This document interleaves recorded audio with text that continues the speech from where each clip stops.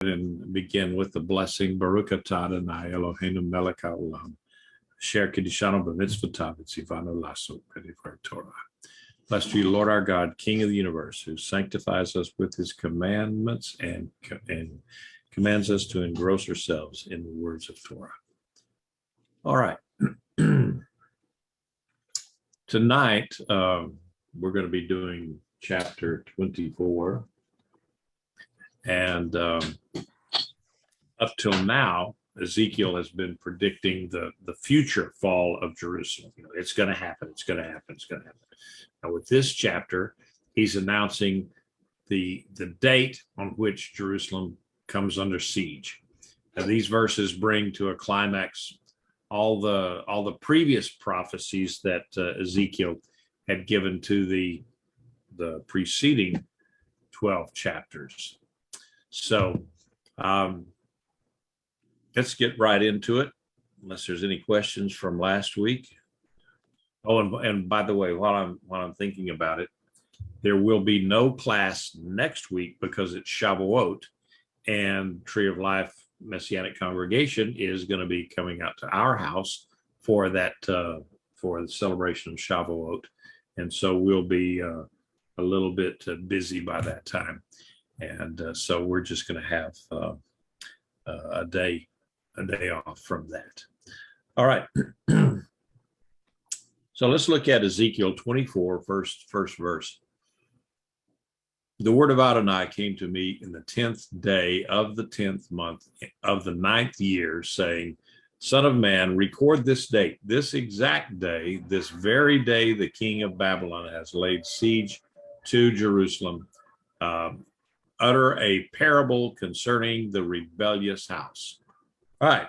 So the Lord instructed Ezekiel to note permanently the day that this revelation came to him, because it was the very day that Nebuchadnezzar began the siege of Jerusalem.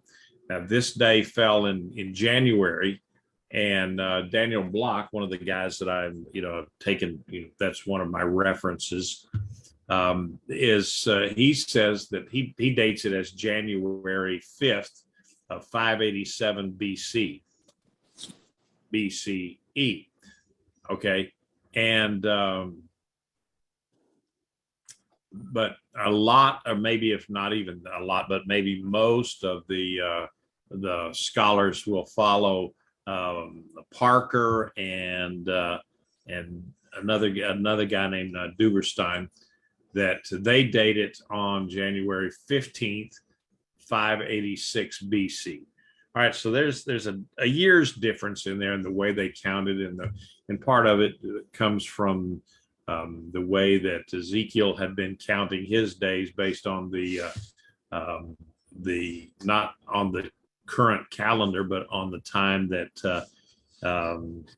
the king of Judah had been taken captive, and so that's how he was counting his time. So there is some confusion back and forth in that. So the Jews will later memorialize this day with an annual fast, and so in fact you see it in Zechariah 8 and 19, I believe.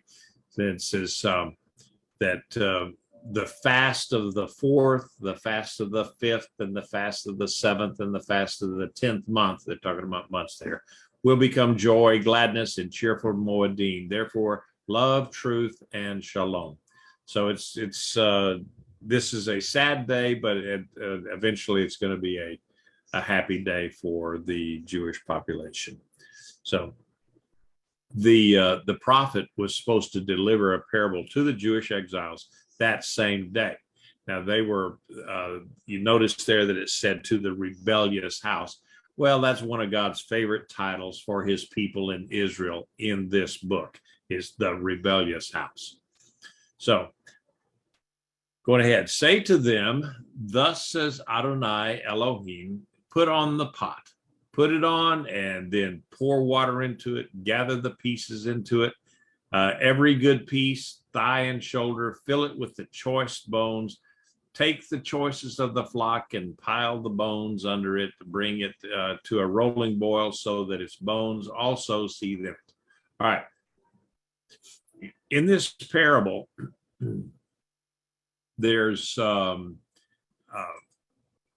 the people are supposed to put a bronze cooking pot or a cauldron, in Hebrew it's called a seer, on the fire and pour water into it.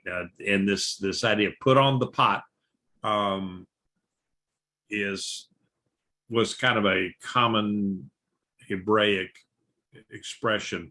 And I don't know if we have something like that in current English that we would say when somebody comes over to the house, and we'll throw something on the we'll throw something on the stove and come up with some supper, or something like that. Just a common expression. He says, "Put on the pot," and that was an expression.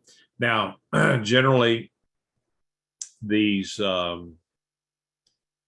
pots would have two big handles on them and a round base and a large mouth. Now here's a pot that it's actually, I believe this is a clay pot. It's not a bronze pot, but you kind of get the idea of what it would look like. All the bronze pots that I looked at were either from a different era or from a different part of the world, and so nothing that came out of the Iron Age at this point. But so they were supposed to put the pot on the fire, fill it with water, put in the choicest meat. It says from the flock, and so that would be lamb or goat, sheep or goats, and it's I don't know why I said from the flock. I guess maybe beef would be that'd be from the herd. And so anyway, it said from the lamb or the goat, and build a strong fire under it so the water would boil and the meaty bones would cook. And this we could actually call the cooking pot song, since it's in a poetic form in Hebrew. And back in chapter 21 they had the sword song, and then in chapter 23 we had the cup song, if you remember those things. But so this was not an ordinary dinner, so as you say. And what they were looking at is, as he was putting on this not so much a demonstration but a description of what to do with this cooking pot. I think maybe the people could have looked at this as a kind of a good omen, in fact, that here he is telling them, we're going to put on the fire, we're going to put and all the choicest meat, and we're going to fill it full. Now, meat was not a commonly consumed thing for, just an everyday thing. Like here in the United States, we if we don't have meat 3 times a day, we feel like we're deprived, and of course, some of you here may be vegetarians, but for the most of us, we eat a lot of meat, a lot more meat than did the ancients. And so maybe could be what's wrong with a lot of us, is we eat too much flesh, too much meat. But anyway, this idea of having a lot of meat, and it was plentiful and it's bountiful, that could have been construed as a good thing. That Ezekiel's he's on the verge of telling them something great and something good. But that was not to be. So there's really in this, there's no indication that Ezekiel was actually building a fire, putting a pot on it, and filling it with meat. He was just talking about doing this thing. And some things he acted them out, some things he just told. This one looks like it's just he spoke it without actually doing the object lesson and dramatizing it by really boiling meat in a cauldron. So Then we come to verse 6. So, therefore, thus says Adonai Elohim, oi to the city, or woe to the city of bloodshed, to the pot whose corrosion is in it, whose rust will not come off it. Draw it out piece by piece. No lot would fall for it. For her bloodshed is in her midst. She put it on the bare rock. She did pour it on the bare rock to cover it with dust. So it stirs up my wrath for taking vengeance. I have put her blood on the bare rock, that it may not be covered. All right. So Ezekiel then, instead of having an omen, good omen of this big pot of meat and all the choices, the best meat and everything, it wasn't to be. And while I'm thinking about it, there's one other little bit of confusion back there on the verse before, where it said that, and pile the bones under it. Let's look at that. It's right here where it says pile the bones under it. That really doesn't make any sense. And so some of the translations that I have that I looked up, it was pile the logs, or the pile the wood up underneath it. So that's what and that's what makes really sense. You pile a bunch of logs under there, wood, so that the fire is hotter. So anyway, going ahead with this, Ezekiel was going to declare this is the condemnation of Jerusalem. It's not a blessing on Jerusalem. It's not a prophecy of, hey, everything is going to turn out okay now. No, it didn't happen that way. He says, oi, or woe to the city of bloodshed. And so Jerusalem was no longer the holy city in God's eyes. It was the bloody city. And so then it talks about the pot having rust in it, and which, obviously it would have had to stand for the blood of the people that were slain there, or because a copper or a bronze pot will not, it doesn't have rust. It does not oxidize as we know of rust does. So they said, well, some people looked at it, some of the commentators says, well, no, they're talking about the blood of the meat that's being cooked. And I don't go along with that. I think what they're talking about is the blood of the people in Jerusalem. So, and Ezekiel was supposed to draw several pieces of meat out of the pot at random, just stick it in there, pull something out, and maybe he was signifying that God would rescue a remnant from judgment. But, maybe he was also saying that these pieces of meat may represent the people who died or went into captivity during the siege or whatever. We don't really know. It's really not clear whether the drawing the meat out was for what purpose. Was it for destruction or for saving? Now, I personally think that it was that they pulled some of them out to show that there would be a remnant that would be saved, because as we see what happens later on with this pot, that it would mean that the meat was all burned up. So blood was in Jerusalem's midst, just like the blood of a sacrifice that had not been drained out on the ground and covered or atoned for as the law required. So Israel's sins were wide open for everyone to see, like blood on a bare rock.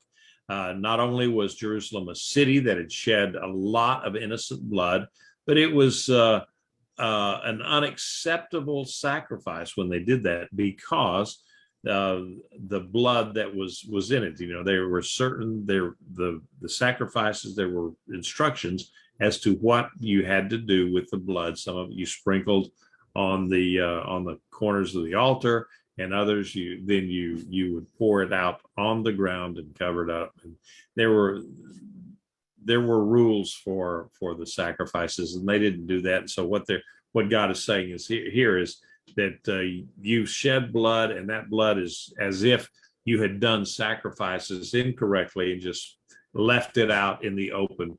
And when you do that, there is no atonement for the sin. So Jerusalem, they made no attempt to cover up the blood of the innocent people that they had killed in Jerusalem.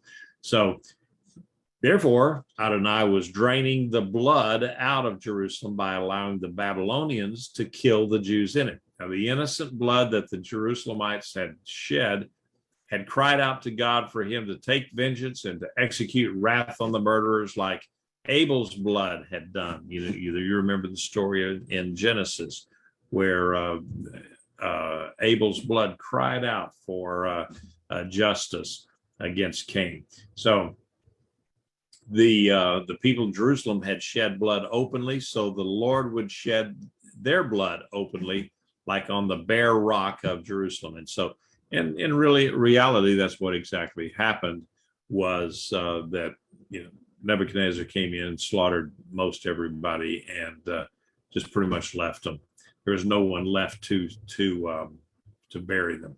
So, and really, when you look down on it, this severe judgment against Jerusalem for spilling innocent blood should be a warning for people today who are spilling innocent blood. It's called abortion. And so, they have no regard for human life. And so there will come a reckoning someday. And the people that push for this and the people that vote for those that do this, they're going to have to answer for that. And I don't know what the judgment will be, but I'm glad I'm not God in that regard, because the judgment will probably be fairly severe for those that push for and try to get other people to accept abortion as a normal, natural practice. All right, so I'm going to go on before I start preaching on that, because I think a lot of you have heard me on that anyway. Therefore, thus says Adonai Elohim, oi to the city of bloodshed.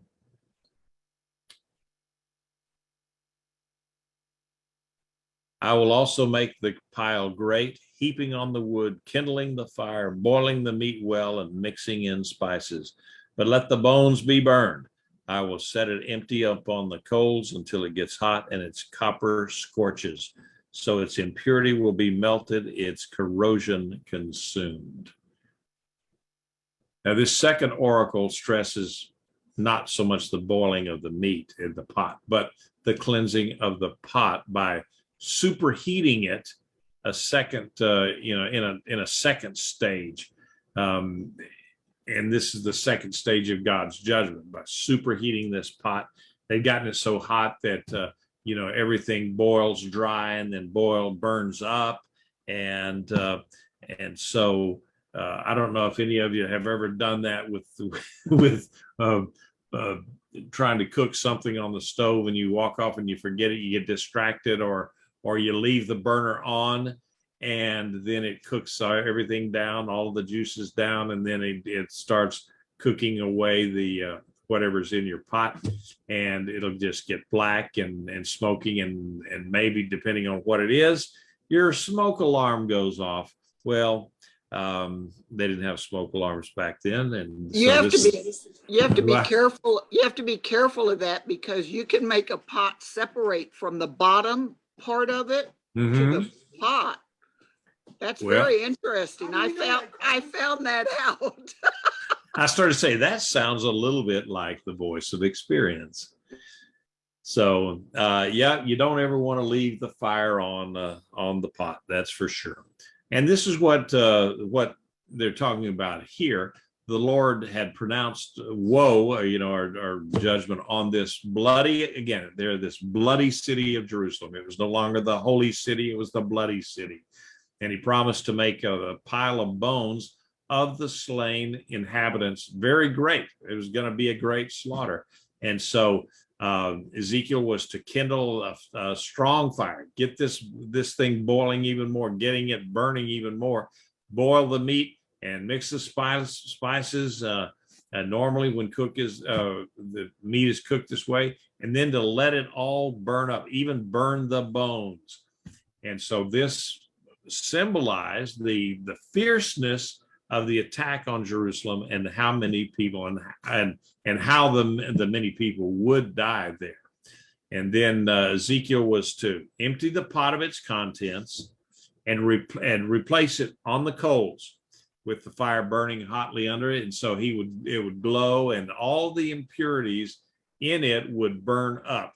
And this represented the continuing purification of Jerusalem after all the Jews had left. It would remain empty, and in that condition, it would be free from all the sinful pollution for many years to come. It was almost, it was over 70 years before they came back, and then it was over 100 years before the temple was back in place and operating again.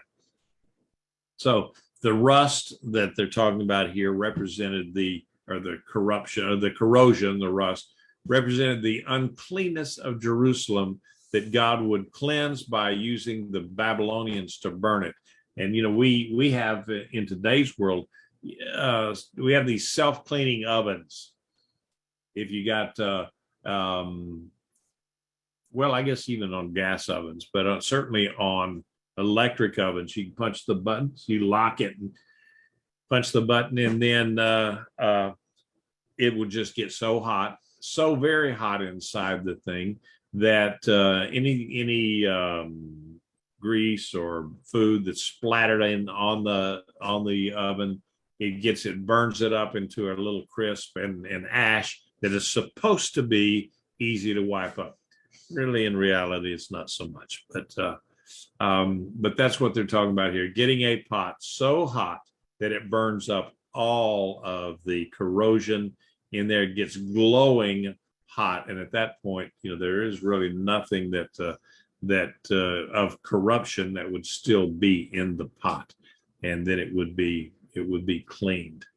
So, any comments or questions so far on any of this?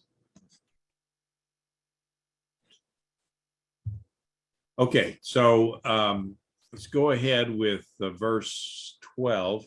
It has wearied toil, yet its thick rust will not come out of it. Into the fire with its corrosion because of your filthy obscenity. Though I tried to purify you, yet you were not made pure. You will never be cleansed from your filth until I have satisfied my fury on you. I, Adonai, have spoken. It is coming. I will do it. I will not let go, not pity, not relent. According to your ways and according to your deeds, they will judge you. It is a declaration of Adonai. Well, Jerusalem had finally, they had wearied God. He had toiled actually to scour their sin away, and he had sent them prophets and all sorts of things, maybe warnings and so forth, that they should get back on the right path.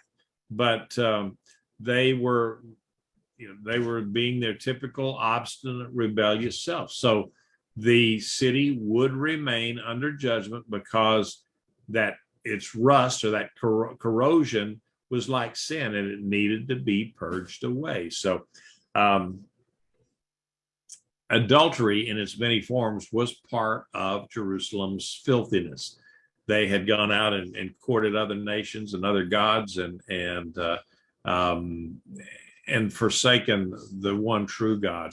And so that sin had just stayed there like a cancer, like just the filth that builds up, well, I could say, like in a sewer pipe. This filth that builds up inside there that all these prophets that were sent to clean it up. The people would not listen to the prophets. They killed some of the prophets. They threw Jeremiah down in the bottom of a cistern, and where it was mucky, muddy, and he had to stand on his tiptoes to keep his face out of his nose out of the thing so he didn't drown, suffocate. And so now, after long last, there was going to be a total cleansing, and it was a time for that purging of the pot, and the fire was going to be God's wrath. So, cleansing with water had not been effective, and in the Bible, water and fire were two of God's favorite instruments of judgment and cleansing. And you can look in 2 Peter 3, 5 and 7 for an idea on that, where it says, for in holding to this idea, it escapes their notice that the heavens existed long ago and the earth was formed out of water and through water by the word of God. Through these, the world of that time was destroyed by being flooded with water. But by the same word, the present heavens and earth are being reserved for fire until that day of judgment and the destruction of ungodly people. So the flood, water, the future burning up of the earth by fire. So in conclusion of this segment of the scriptures, the Lord had promised that judgment, this time it is coming. Just like he had predicted it would be, and he was not going to change his mind. They had crossed the line. It was the point of no return, and he would not reduce the judgment. He would not reduce the punishment. And so he was going to thoroughly judge the people because of their conduct and actions. And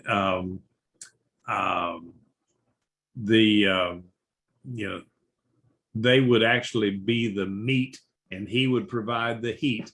And this is probably, I guess this is probably the most emphatic affirmation of divine resolve in the whole book. I mean, here's God saying, I'm gonna do it. And Rich points out that in some places they call it scum rather than rust. Yes, there were some of the translations that actually called it a scum. And so I think that's an appropriate word also. All right. Verse 15, the word of Adonai came to me saying, Son of man, behold, I am about to take away the desire of your eyes with a single blow. But do not lament, do not weep or allow any tears to flow. Sigh silently, do not observe mourning for the dead. Keep your turban fastened, keep your sandals on your feet. Do not cover your upper lip or eat the bread of mourners. Now, the preceding parable pictured the siege of Jerusalem itself, and the symbolic acts that Ezekiel performed next, though, evidently came on the same day, and he represented how the exiles were to respond to the news of Jerusalem's siege. So Ezekiel's last sign language, his mime sermon to his own people, before the total, well, it wasn't total dumbness. He didn't become mute to where he couldn't speak, but he was not to speak again about the Jewish people or any prophecies for them until the fall of the temple and the burning of Jerusalem. And so his wife dying was a sign of this, and it was it said that the Lord was going to take the life of his beloved wife, and he called him. They called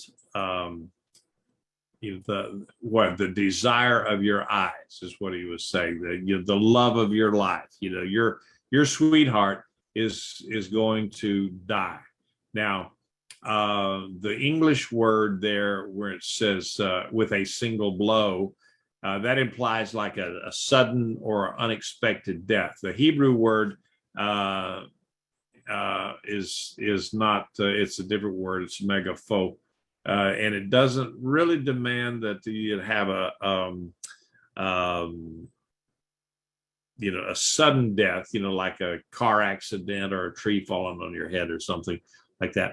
It could mean that, but it doesn't have to, and it could be by the plague or a disease that strikes a person down.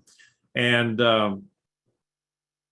however Ezekiel's wife may have died, he was not to mourn, weep, or shed any tears over this personal tragedy.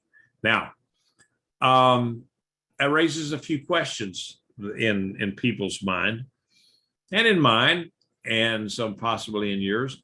What about that? Do you think that was fair that God would take Ezekiel's wife as an object lesson to the rest of the exiles? Why should he have to suffer that? Why would she be struck down so that God could make a point? Or did it? Well, what's the deal there? Anybody got a comment or a thought on that? I don't have no idea. Yeah, go ahead, Juan. No, I was saying that I don't have no idea. Oh my. Okay, Carmen. I don't think it's right. Okay. That's just not fair. Why? Unless maybe she was bad. I don't know. No, I don't think we have any indication of that. Oh, okay. So anybody else got a comment on that, on what it could have been? All right. Maybe he took her out before all the bad stuff happened. Well, so it was really a blessing. Well, but she was there with him in exile, and remember the exile that they were in was really not a bad exile. In fact, 70 years later, when they says, "Okay, time's up, you can get out of your corner now and go back to Israel," only 20% of them did. The rest of them stayed in Babylon, because they had a good life there. And they had to become wealthy and successful, and there was water there, and a lot of places in Israel there weren't. So they didn't do this. Karen, you got your mic open. Yes, I believe that when God did that for Ezekiel as a sign that he would empower him and give him the grace and the mercy to endure that. And so he told him ahead of time, and so he knew. And so he was ready and prepared, and he had the power to do that, to not mourn and to not do that, and to accept that was God and that was his will. Sure, it still would have been tough, though, wouldn't it? Yes, definitely. Okay, now, all right. So let's talk about that a minute. So here, God, did he commit an unprovoked act of cruelty just to prove a point? And I don't think so. And I think what we could possibly interpret from this was that God was about to take his wife from him as a meaning that God allowed or directed. Okay. And Ezekiel's wife was going to die. All right. And she was going to die at this precise time. It was her time. And he used her death, which he predicted to the prophet, to communicate a message to his people. And kind of like, with Hosea's unfaithful wife. Well, here's a message. Now, the text does not say that God put her to death as an object lesson. Okay. She could have been ill for some time before she died. I mean, that would have been very common. Another, think about it this way. There's another situation that you may know of where God allowed the death of his innocent son to occur at precisely the time that God intended, as another expression of his love and judgment, just because God controls the time of every person's death. I mean, it was timing And so we shouldn't charge God with cruelty because he chose this time for Ezekiel's wife's death. I mean, it was just, and it could very well have been, it could have been a mercy step. She could have already been ill. And so I think it's more of a case of the timing, that she would have died anyway, because we're only given a certain amount of time on earth, and God figures that one out. I mean, he's the one that says, yeah, you're going to only live this many years, and you're going to live this whole bunch more years. It's all under him. He's sovereign. And so does that make any sense to anybody? Does that anybody still up in arms over that, Karen? It's still not fair. I mean, Carmen. No, that makes sense. Yes. So I mean, it wasn't a pronouncement of judgment against her. It was okay. Her time is up. She's going to go. The timing is now, and we will use this. And he told him, and so he told him, this is her time is up. It's now. So yeah. So hopefully that kind of clears that up, so that you're not thinking badly of God, because that wouldn't be very nice. All right. So Ezekiel would have to mourn and sorrow inwardly. Okay. He was not to do so outwardly. And in the Middle East at that time, and for hundreds of years later, and I guess maybe even today, the death of a loved one, they would wail, and they were long and loud, and they even had paid mourners who did that professionally. But Ezekiel was to observe none of the customary acts of mourning over the death of his loved one, which included throwing dust on his head, going barefoot, throwing a veil over his face to where it says covering his mustache or his upper lip. Well, what that meant was that you throw a veil across your face, and so that you're covering the upper part of your mouth. And then eating a modest meal after a day of fasting. So the mourner's meal, the mourner's bread, would have been, you fast all day, and then in the night, after fasting all day, you'd expect a good meal. Well, you only eat just a little bit of bread. And so those are the things that people did back in those days. For mourning. Now, of course, the pagans took it even a step further with cutting themselves and autoflagellation, all just kind of stuff, where they take the whips and beat their back with it and things like that. But God said, no, none of you, Israelites, don't do that. Jews don't do that. You don't cut yourself. You don't mark yourself up. You don't cut your hair off, those kind of things. You just, he allowed them that they could throw dirt in their hair and wear sackcloth and that sort of thing, but you don't do anything to your body that would harm it. So now, mourning was not allowed in the case of capital punishment. Say someone had killed someone else, and his penalty or his judgment would have been stoning, to be stoned to death. Well, in that case, there was to be no allowance, or no type of mourning was to be permitted. And so, but we know that Ezekiel's wife evidently did not die of execution. It would have said so. So I think it was a deal that was her time to go. And so God used that time also as a lesson or as instructions for the Jewish exiles. So let's look at verse 18, if there's no further comments on that little aspect there. So I spoke to the people in the morning, and my wife died in the evening. In the morning, I did just as I had commanded, just as I was commanded. The people said to me, Won't you tell us what these things you are doing mean to us? So evidently,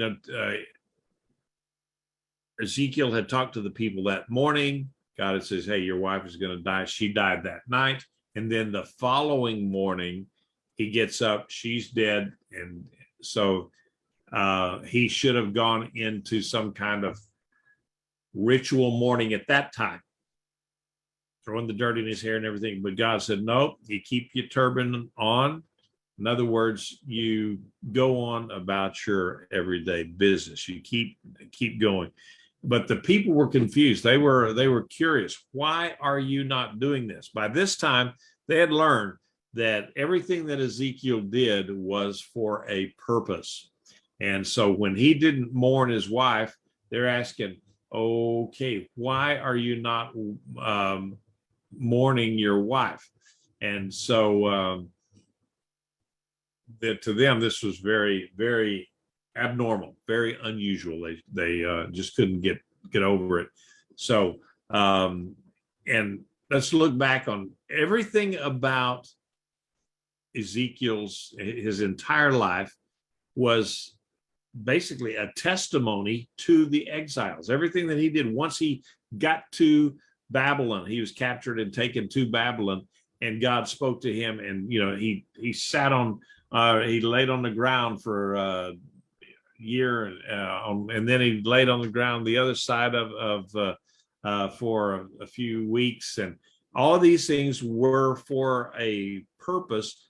He was a testimony that to the people, and so kind of makes us look at our own lives. Could we be that testimony of like Ezekiel, that here he was, everything that he did was for the honor and glory of the Lord?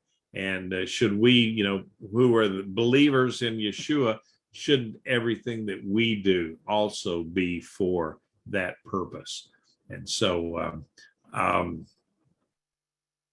but they let's go ahead then.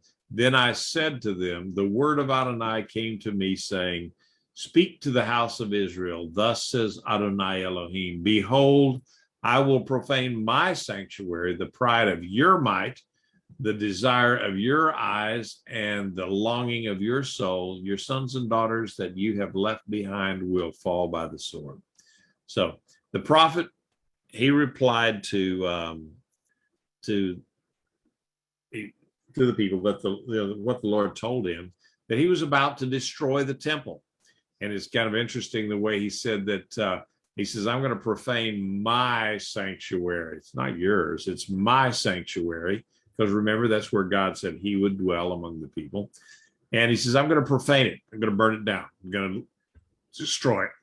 And so then he says, and I'm going to slay all of the relatives of the exiles who remained in Jerusalem. Now, the Jews loved the temple almost as much as Ezekiel loved his wife. So they were, God was taking away from them the very thing that made them who they were. It was that temple. And, when they would make oaths, they would not swear by the temple because that's too holy, but they'd swear by the gold in the temple or the pots and the pans in the temple. It was silliness, but the temple was their identity, let's say. And so that's why God said, I'm going to destroy that. And then the next most important thing to you is going to be your children. We're going to take all of the people that were left, the ones who were left behind in Jerusalem. They're going to be slaughtered. Now, there were still some that were taken off into captivity in 586 BCE, but for the most part, it was a wholesale slaughter. Some of them got away, like with Jeremiah, and they went down to Egypt, and they had a little colony down there for a while, but it did not flourish. All right. You will do just as I have done. You will not cover your upper lips or eat the bread of mourners. Your turbans will remain on your heads and your shoes on your feet. You will not lament or weep, but you will pine away, and your iniquities have grown to each other. Ezekiel will be a sign for you. Just as he has done, you will do. When this comes, you will know that I am Adonai. So Ezekiel instructed the people to respond to this tragic loss that as he had to his wife had died. That was the thing that he treasured most of all in the world, was his wife, and then she died. And so the Lord said, do not mourn outwardly. Do not do any of these things that you would normally do. And so the reason that the exiles were not to mourn publicly, but only privately, even though it's unstated, we can infer this, was that the judgment that God executed on Jerusalem was very, very well deserved. They got what was coming to them because they had broken God's treaty time and time and time and time again. In fact, they had really never, ever followed in any great detail Torah. There were brief little periods, but then, boy, for the most part, they never got rid of the high places and all those kind of things. So they brought this all on themselves. Now, Ezekiel had a right to mourn. He had done nothing wrong. His wife had done nothing wrong. And so this was not fair. You're right, Carmen, about one thing. This was not fair that Ezekiel was not to mourn publicly. But it was to show that the Israelites, okay, you're not to mourn. And not only that, but you have no right to mourn, because this is a very well-deserved national loss, and you couldn't do it. It's like the man that's convicted and has to be put to death by stoning. Israel was metaphorically being put to death by stoning, only it was by sword and fire, but they were being put to death. Therefore, because of sin and because they were guilty of adultery with the Lord, idolatry, murder, all those kind of things that carried a death penalty, that death penalty was being carried out. And so the Lord says, no mourning for those people back in Jerusalem, just as if they had been executed through a stoning. So I think the key verse 24 is, it's the key to this whole book of Ezekiel. And let me pull it up, see what it says. And you, Ezekiel, will be a sign for you, just as he has done. You will do. When this comes, you will know that I am Adonai. Basically, he's saying, all right, now Ezekiel has prophesied this is going to happen. When it does happen, you're not to mourn. And then when it does happen, and you come back and you look back on that day of when it did, this is the day when it happened. And therefore, you will know then that it was prophesied and that I am the Lord. So it's not just a lucky guess that this is coming about. You will know that I am the Lord. They were not to do any of the things that a normal mourner would do. All right, so let's go ahead and go on and comment. Yes, that's why that just shocks me that they say, won't you tell us what these things mean?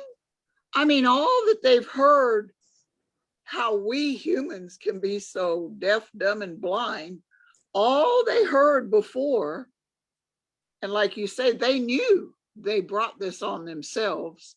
And then with his wife, they're asking, well, tell us what all this means. Like, well, yeah, they couldn't make that jump from from his wife dying and him not being not mourning in the proper fashion. I mean, this was Right. just this. It's just not done the way that Ezekiel Yeah. didn't do it. And so they were saying, why are you not doing it? Because this was more right in their face. His wife had died. It was right there. They could see that. And up until that time, there had been no pronouncement for the exiles that they couldn't mourn the coming destruction. But now it was out there. And that's when the Lord said, no, this is, I told Ezekiel not to mourn, and you are not to mourn too. Okay. Okay. Karen. Yes, and the difference would be that Ezekiel was filled with the Holy Spirit. So he was empowered. He was empowered. Yes. And yet I would still submit to you that empowerment did not take away not one iota of the hurt that he had. Oh, no, not that. But I mean, as far as when the other people, knowing and everything. I mean, it does prepare you to be filled with the Holy Spirit, but the other people were not. So they would not have been as strong. They didn't know. Yeah. Oh, that is true. That is true. And it was a tragedy that had befallen his wife, but it was not, God did not put her to death. It was her time to go. And the timing was already preordained long ahead that she was going to die on this particular date. The day that, and it turned out that that's the day that siege was laid in Babylon, by Babylon on Jerusalem. We all have a certain number of days. Okay, yes. Yeah, yes. When it's right. And so when those days run out, oh well. And that's, my friends, is one reason why, God only gives us so many heartbeats. That old heart can go and beat for a long time, but you only have a certain number of heartbeats. That's why I do not jog or run, because I don't want to use up my heartbeats running around like crazy. All right. So anyway, telling a joke on a Zoom call when not everybody, when people are all muted, it's just not the same.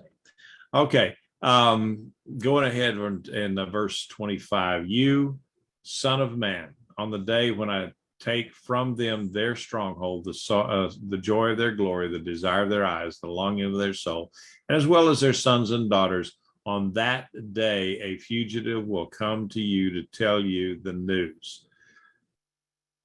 So evidently, Ezekiel was not going to, he was not to deliver any more prophetic messages to his fellow exiles after he made the explanations in verses 20 to 24, until he received word of the destruction of the temple and the capture of the remaining inhabitants of Jerusalem and the surrounding territory of Judah.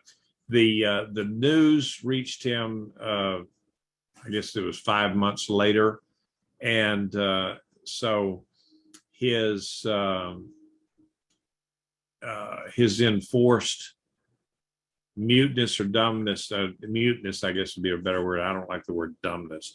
His enforced not being able to speak must have been just for prophecies concerning Israel, because we see in chapter 25 on through 33 that there were oracles against foreign nations. So he was speaking still against foreign nations, but he had no more words for Israel at that time. So he was supposed to not be able to speak on it until they get word that, okay, the temple has been destroyed, Jerusalem has fallen. Then it says that on that day, that your mouth will be open to him who escaped, the ones that came out of Jerusalem. You will speak and no longer be mute. So you will be a sign for them. They will know that I am Adonai. So with the come on here. when the report of Jerusalem's fall arrived, Ezekiel could then return to speaking about Israel, because the Lord is going to give him additional prophecies about Israel, and that would be, from chapter 33 all the way to the end of the book. There would be more prophecies about Israel and the coming age and so forth. But during this time, he was not to speak to them at all about any future. He was not to speak to them at all about anything in the future, or their behavior or anything else. He was not to speak to them, period. And so this was the time for the rod. It was not the time for the for speaking, as it were. And so Ezekiel was he was a model. He was made to be a model for the exiles, as how to respond to the siege. They should treat it as an unspeakable tragedy. Don't speak of it. Ezekiel's example would teach the exile community that Adonai really was the true God. Carmen, you got something? Yes, I wonder, and of course there's no way we'd ever know, but and I know he says, I will not refrain and I won't show pity and I'm going to do this. You say it's 5 months after Ezekiel said this.